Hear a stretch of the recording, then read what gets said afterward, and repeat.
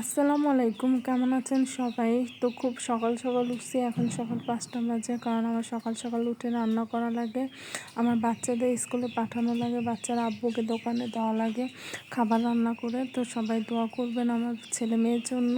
তো খুব সকাল সকাল উঠে রান্না করছি, মাছগুলো ভিজেইছি, ভাত বসে আসছে, এখন তরকারি করতেছি। আমার এক হাতে সব কিছু সামলানো লাগে, কারণ আমি একা একা সব কাজ করা লাগে।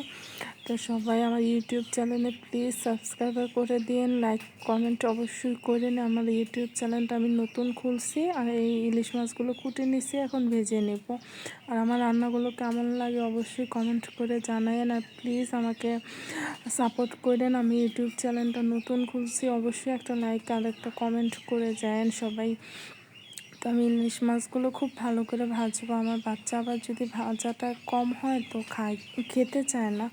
তো খুব ভালো করে ভেজে তো আমি পেঁয়াজ দিয়ে রান্না করবো। আর বাহিরের আবহাওয়াটা কিন্তু আজকে অনেক খারাপ, সারাদিন বৃষ্টি ছিল, কালকে সারাদিন, তারপর সারা রাত, আজকেও অনেক বৃষ্টি।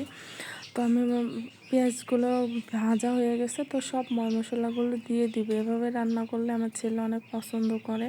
আর আমার ছেলের বয়স 12 বছর, এখনও ওকে খাওয়া দেওয়া লাগে, কারণ ও নিজের হাতে খেতে চায় না, একেবারে ভাত খেতে চায় না, মানে অনেক কষ্ট হয় ওকে আমার খাবারের জন্য।